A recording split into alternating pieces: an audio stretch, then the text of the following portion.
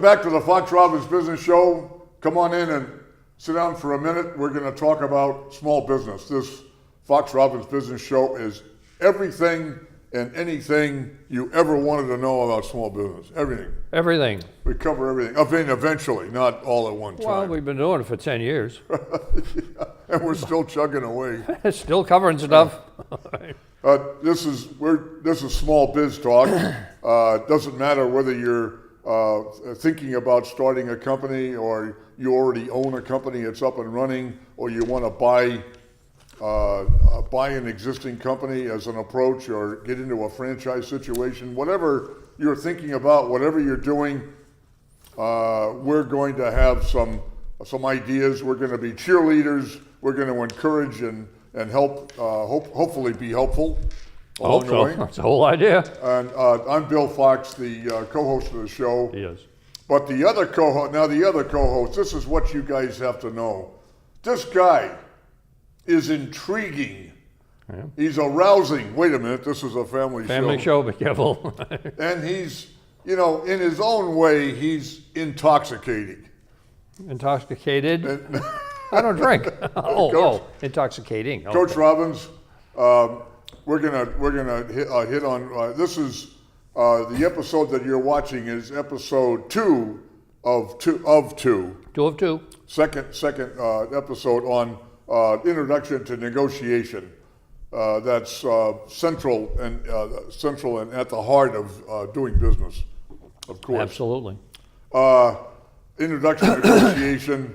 We have background material of negotiation from Lewicki, Berry, and Saunders, who are excellent on this subject. Yep.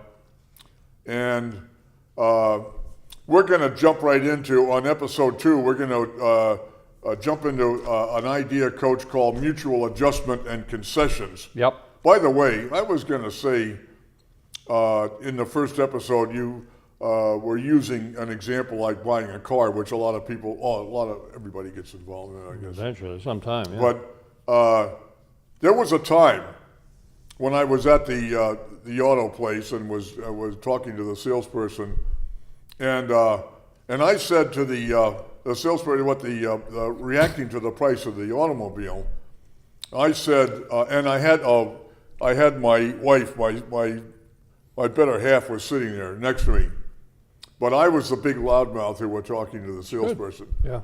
And I said to the salesperson, "That's too much. I can't even afford that." And she just blew up. I mean, she was so angry and embarrassed at me. I became the enemy, and she said, "That's not even true." In front of the salesperson. Yeah. My negotiating position goes right down the tube. Right down the tube. See you later. I never took my wife to a house. The first time I'd take her, right? I'd say to her, "Look, when we walk in, don't tell them how much you love the kitchen, the cabinets, and how much." I said, "Just they're white. Geez, I was hoping for like a darker kitchen, or if they're dark, say, gee, I was hoping for a lighter kitchen." Right. I mean, no. They don't know how to negotiate. So I said, be careful as to whom you might have sitting next to you. Well, you want somebody who's there. I mean, it's not that they're not on your team. It's just they just don't know how to do it. They're not involved with the negotiation end of it, I guess. Only with you, and Well, back to... I learned how to negotiate with my wife many, many years ago, as I'm sure you did, Yes. I just say, "Yes, dear."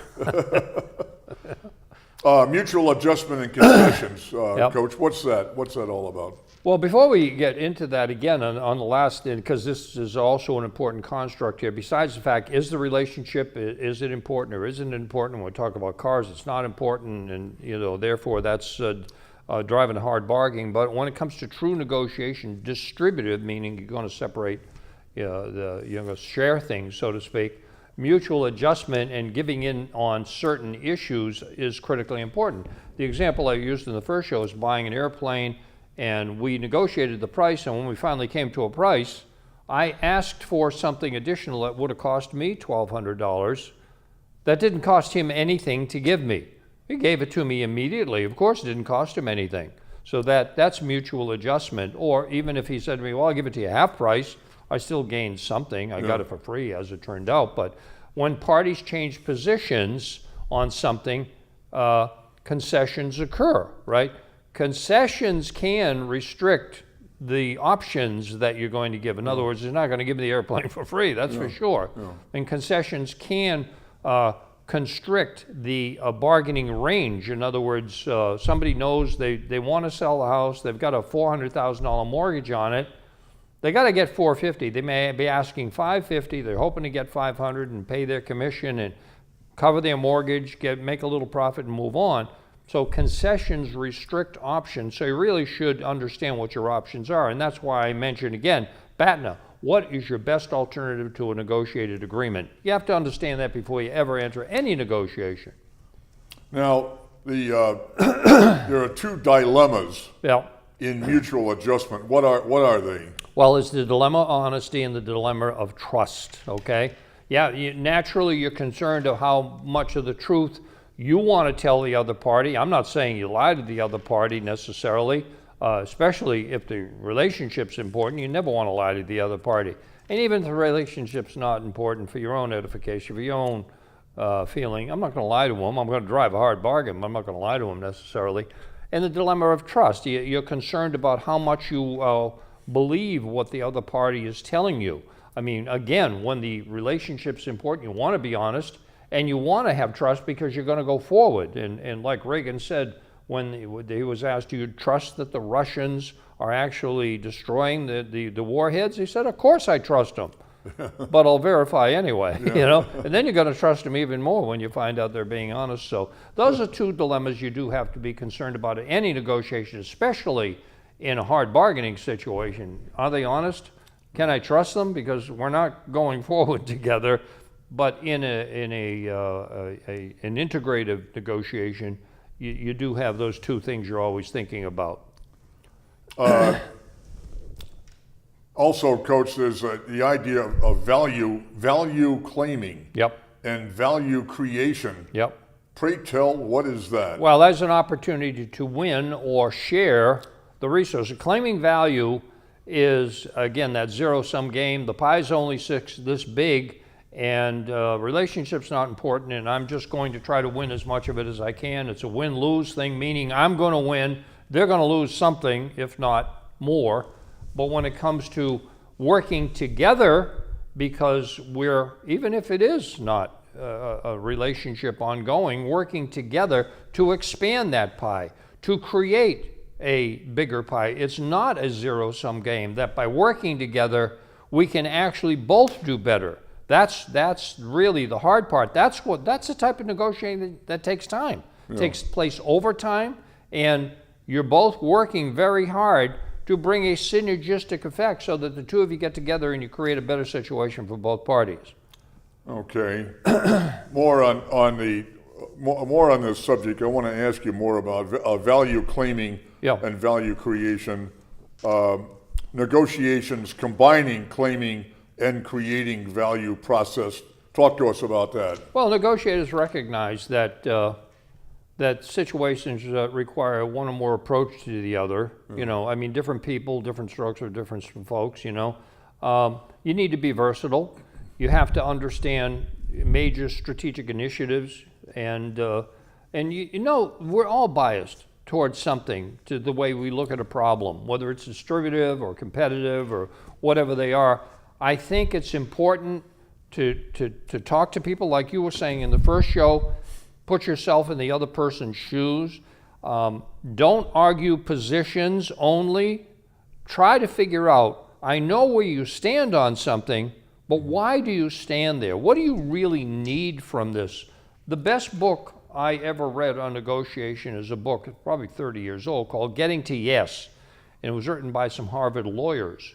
And Getting to Yes, in it, it talks about all of these issues. It's an excellent book. I forget the name of the author.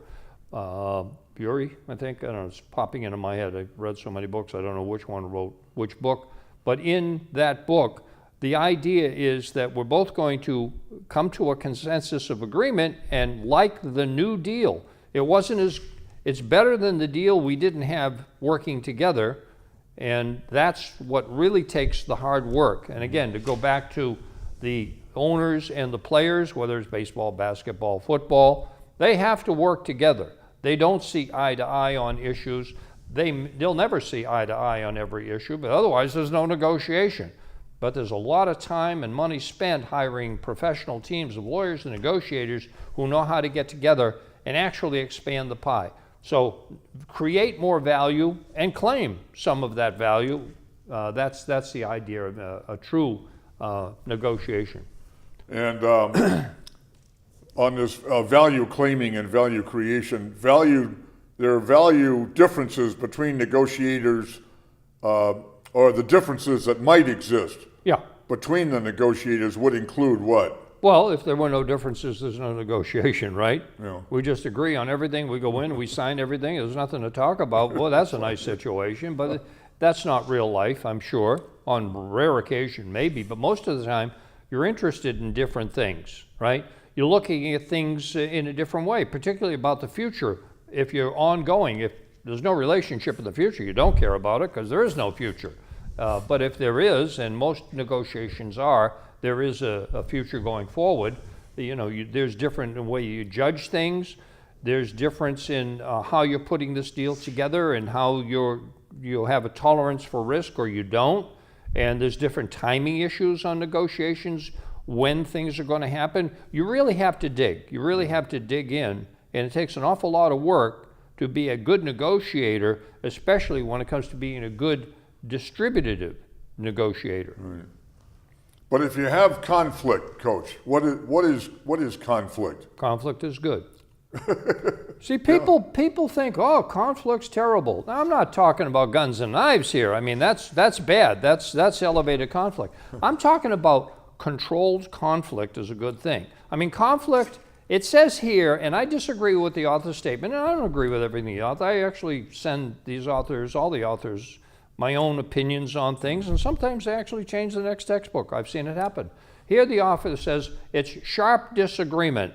I don't agree with the word sharp necessarily, I could, but it's a disagreement. Mm-hmm. And it's the perceived divergence of interests or belief that the parties' current aspirations cannot be achieved together. No. That's conflict. Yeah. That is conflict. And conflict isn't a bad thing as long as it is controlled.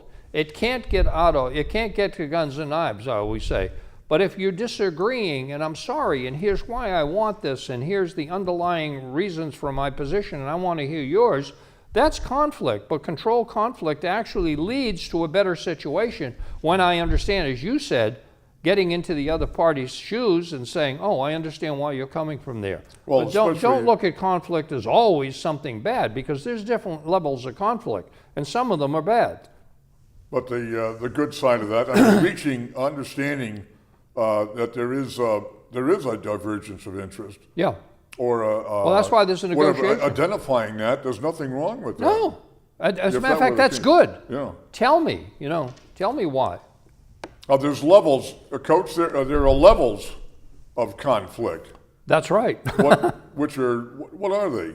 Tell us about that. Well, there's intrapersonal and there's intra-psychic conflict that goes on within an individual or between people. Right. Like it says here, I want an ice cream, but it's fattening. All right. So, okay, maybe I'll get a no-fat ice cream, and maybe instead of getting the banana split, huge thing, I'll just get a small one. Right. Or maybe while I'm trying to lose some weight, I don't get any at all. But there's different levels of conflict. Like I say, conflict's not a bad thing in and of itself. You just need to control the level of conflict. Conflict between you and your boss, between you and your spouse, between you and your kids, you and your brothers, you and your roommate, whatever. Those things are going to happen. But she or he is your spouse. He or she is your boss.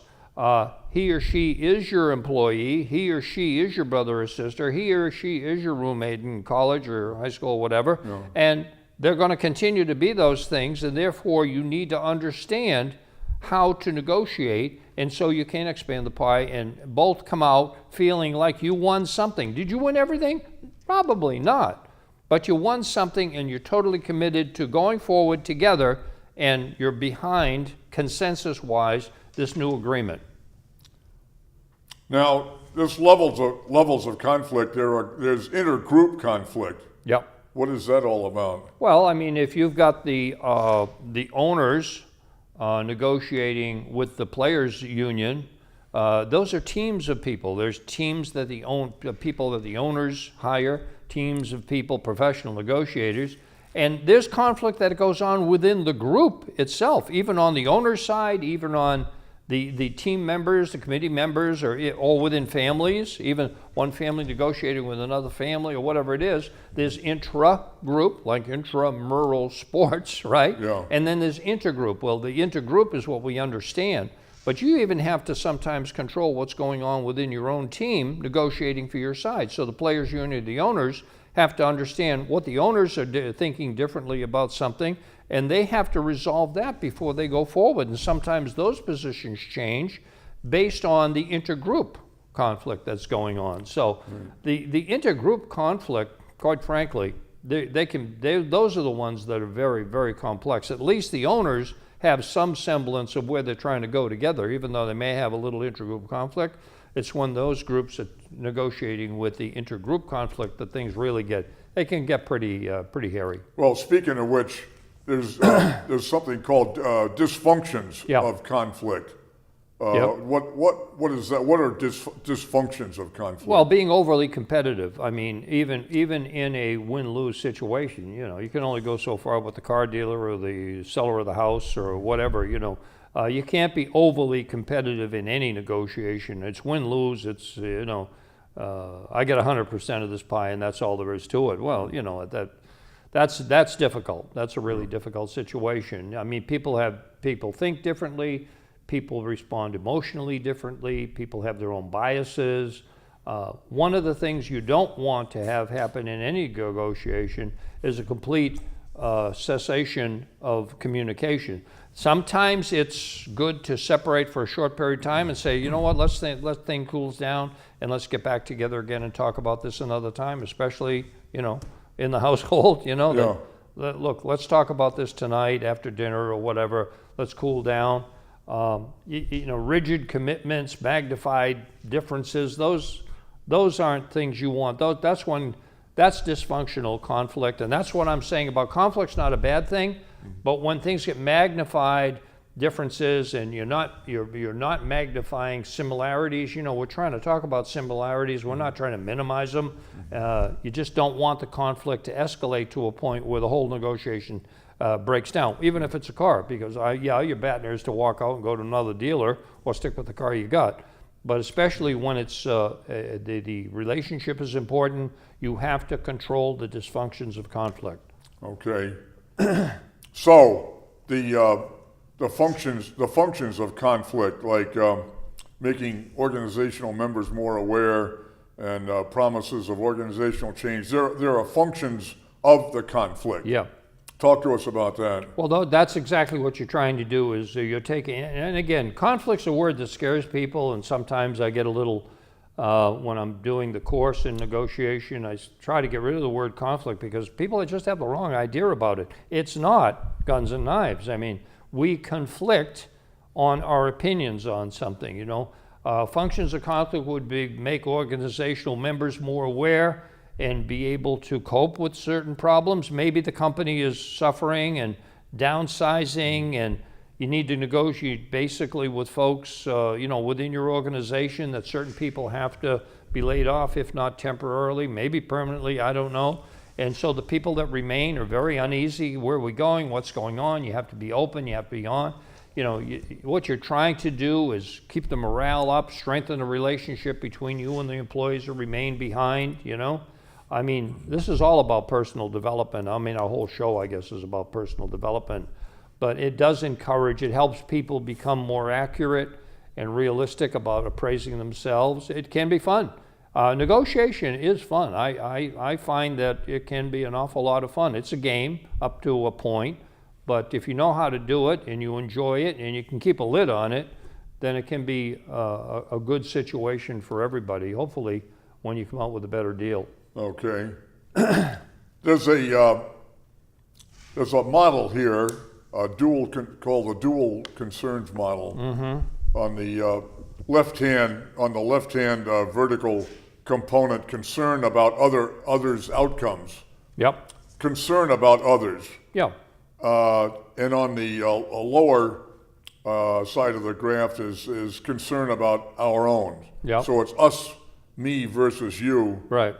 And coming together, this chart shows that if you don't care about the other person and you're not even concerned about your own outcome, it's called inaction. There's no negotiation. What do I care? I don't care about that person. I don't care about what happens here. Let the chips fall where they may. There's no negotiation, quite frankly. I don't care about it. But if you're very on the left-hand side, if you are overly concerned about the other person and not so concerned about your own situation, that's called yielding.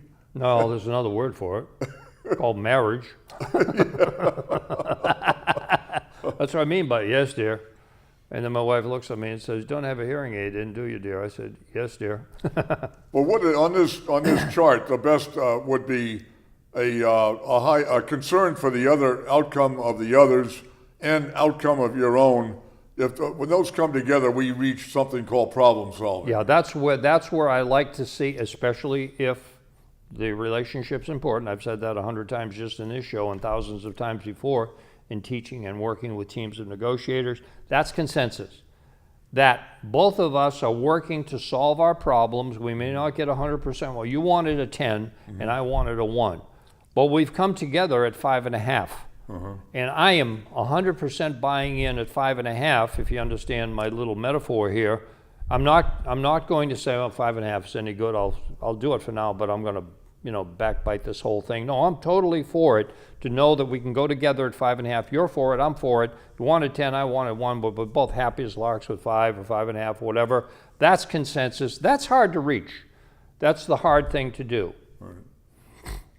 They had, just recently, we had negotiations between the United States, Mexico, and Canada. Yep. There was a tripartite agreement going back to the 1990s between Mexico, U.S., and Canada as a trading bloc. Yeah. And that was all, up in the air and up for negotiation. There was negotiation initially between the U.S. and Mexico and a problem with the Canadians. So the U.S. was going to have an agreement with the Mexicans only. The Mexicans said, "No way, Jose. It's going to be three or nothing." Yep. Suddenly, that changed the tenor of the negotiation. Absolutely.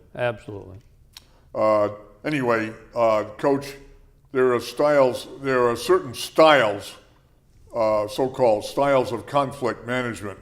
Yep. Talk to us about that a little bit, will you? Well, the first one is contending. That's where the people who are negotiating just come out strongly. We don't care about relationship. We don't care about anything else. Well, again, to use the example of buying an automobile, I mean, really, it is a contentious situation that I'm walking in, I see the car, they're all listed for, $65,000 or whatever, and I got 3 different dealers, and quite frankly, my point is I want to buy the car for the best price I can write the smallest check for. And those are contentious situation, but I don't care about the relationship. In the meanwhile, your car salesman is trying to fight that to be your buddy. Oh yeah, they're trying to, They want create to a be relationship. your They're the real estate broker and I'm car your friend. salesman. Yeah. Oh, they sure. want to be your buddy. I'm on your side. Yeah. Sure you are. And then, of course, to go back, this is referring to the dual concerns model. Yielding, the actors or the negotiators show little interest in their own outcomes and quite interested in the other party's incomes. And kiddingly, I said, this is what we call marriage. Yeah, yes, dear. Well, whatever happens, I can live with it.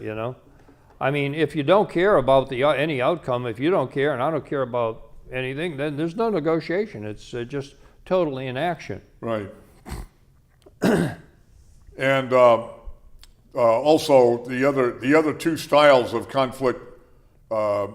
conflict management, problem solving and compromising. We were talking about that a few minutes ago. When we have high concern for our outcome, and we also have high concern for the other outcome, That's the tough one. That's the one that's the hardest to get to.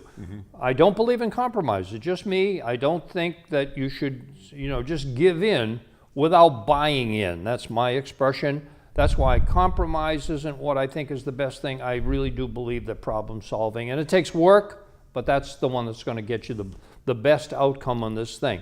This is where you have to sit down, you have to do your homework before you go into the negotiation. Know exactly all of the positions that you and all your constituents have, and understand why they want these things, all of these different constructs to the negotiation. And you also want to try to, before you even go into the thing, understand where they're coming from. Right. They're certainly going to tell you where they stand on an issue. That's the basis of negotiation. You should try to understand your own best alternative to a negotiated agreement. In other words, if everything breaks down, where do I stand if I walk away from this deal altogether? If the Players Association walks away and the owners walk away, there's no game. Nobody's making any money. So they both have a lot tied up in these negotiations, billions of dollars tied up. And so it really takes an awful lot of work and an awful lot of effort to get into a negotiated situation, to really problem solve, to really want the other party to get at least some of what they want, and you to get some of what you want, and both of you 100% buy in and say, this isn't a compromise. This is the best deal we can get for both of us, and we're both totally committed to this new deal. Right. And that's hard work. That's very, very difficult to do. Okay, Coach. We're going to wrap up this episode, but we got two episodes on negotiation, 1 and 2. This is number 2. Right. All of the Fox Robbins episodes are on YouTube, so it's convenient. You can go to YouTube at your convenience. At the top of the little search box, when you go to the home page on YouTube, you type in one single word, Fox Robbins, Foxrobbins, Fox Robbins. Click, and voila, there's the library. There we are. And you scan through topics that would be of current interest to you. Watch at your own convenience, your own time, and so forth. So this is the Fox Robbins Show. Thanks for watching, and we will see you guys next time.